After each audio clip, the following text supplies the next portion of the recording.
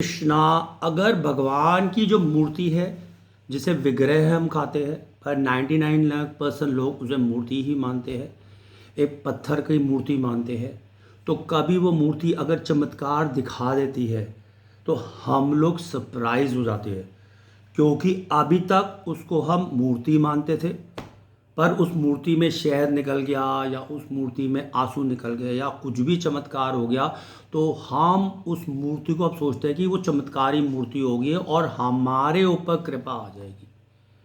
सो यहाँ पर भेद हो गया। अभी तक हम उसको मूर्ति मानते थे, अब उसको हम बोल रहे चमत्कारी मूर्ति, तो दोनों में मूर्ति है। पहले मूर्ति तुम साधारण मानते थे, अब चमत्कारी। इसका मतलब ये भेद है, यहाँ पर अपराध चढ़ जाता है। तो आपको जब आपने माना ये मूर्ति है या आपने माना चमत्कारी मूर्ति है, तो दोनों में मूर्ति है, क्योंकि भगवान की जब एक मंदिर में, जो एक बड़े मंदिर में जहाँ पर करोड़ों वर्ष तक पूजा हो रही है, कई कालों से पूजा हो रही है, तो भगवान स्वयं उसमें प्रवेश कर जाते हैं। तो एक लिविंग एंटिटी होती है, एक सच्चिदानंद रूप है जो लाइव विग्रह है, भगवान लाइव खड़े हैं। तो आपके घर में जो लाइव बच्चा होता है, लाइव माँ बाप है, वो रोते भी है, हंसते भी है, खाते पीते हैं, तो उसमें चमत्कार क्या है? उसमें चमत्कार नहीं है, क्योंकि वो माँ, आप मूर्ति नहीं मानते माँ बाप को, बच्चे को मूर्ति नहीं मानते, बच्चे को लाइव मानते हो, इसलिए वो रोता है, हंसता है, खाता है, राशन खरीदता है, ऑफिस जाता है, कमाता है। पर अगर मूर्ति में शहद निकल गया तो तुम इसे चमत्कारी मूर्ति मानते हो, वरना चमत्कारी मूर्ति, ये भेद हो जाता है, तो ये अपराध चढ़ जाता है। तो भगवान बोलते हैं कभी भी मूर्ति में कोई चमत्कार दिख रहा है, मैं तो ऑलरेडी लाइव हूँ। चमत्कार मैं इसलिए दिखाता हूँ कि जो अंधे लोग हैं उनको मैं एक तो अपने प्रति रुझान करूँ, बस यही होता है। पर आपकी ज़िंदगी में कोई ऐसा चेंज नहीं आने वाला जब तक आप अपने कर्मों को नहीं सुधारोगे, प्रकृति के हिसाब से अपने कर्म सही नहीं करोगे। तो अगर कोई मूर्ति चमत्कारी भी है और आपने चमत्कार देख के अपने को नहीं सुधारा, क्योंकि भगवान सिर्फ चमत्कार आपको सुधारने के लिए करते हैं, तो अगर अपने को भी नहीं सुधारा तो वो चमत्कार चमत्कार ही रह गया, आपकी ज़िंदगी में कोई चेंज नहीं आने वाला।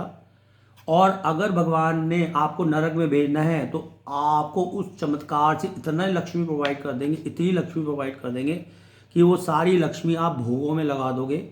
और जब लक्ष्मी भोगों में लगती है तो ज़्यादा इच्छा करने से ही लोग क्या कर्म खराब होने लग जाता है। ज़्यादा पैसा आएगा तो ज़्यादा गाड़ियाँ या ज़्यादा गाड़ियों को सुपर लग्जरी गाड़ी, और उससे एक्सीडेंट हो जाएगा। ज़्यादा फेयर करोगे, ज़्यादा एक्सटेंड मैरिटल फेयर करोगे, जब पैसा आ जाएगा तो आराम से कुछ भी परचेज कर सकते हो। तो आपके कर्म ही खराब होते हैं जब लक्ष्मी आपकी आती है, क्योंकि लक्ष्मी भी 3 टाइप की है, एक अलक्ष्मी, एक लक्ष्मी, एक संतोष धन। अलक्ष्मी होती है वो लक्ष्मी जिसमें कोर्ट केस, बीमारी, कंपटीशन, शत्रुता सब आ जाएगी, वो भी लक्ष्मी है। वो एस्ट्रोलॉजी के हिसाब से वो लक्ष्मी आपको आ रही है, पर वो असंतोष लक्ष्मी है, उसमें सारी चीज़ें गड़बड़ हुई हुई है। दूसरी जो लक्ष्मी है महालक्ष्मी, अगर वो लक्ष्मी आती है वो टिकती है, चंचल नहीं है, वो टिकती है, आपके साथ रहती है, क्योंकि उसको पता है ये लक्ष्मी का जो यूज़ करेगा बहुत अच्छी जगह यूज़ करेगा, अच्छे लोगों को देगा। पहले वाले में उसको पता है लक्ष्मी जी की, विष्णु जी की जो वाइफ है उसको दुरुपयोग करेगा, इसलिए वो अलक्ष्मी दूसरी बहन अपनी बहन को भेज देती है। सेकंड वाली महालक्ष्मी को आप अच्छी तरह यूज़ करते हो, इसलिए भगवान वो चंचला नहीं होगी, वो आपकी स्थिर रहेगी।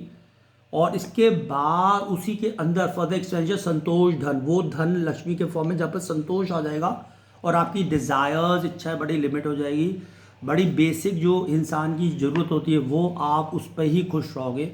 और आप ब्रह्मभूत, आपके अंदर जो प्रसन्न आत्मा, जो आत्मा का जो विशेष गुण होता है सच्चिदानंद, वो आपके शरीर में प्रकट हो जाएगा। हरे कृष्णा।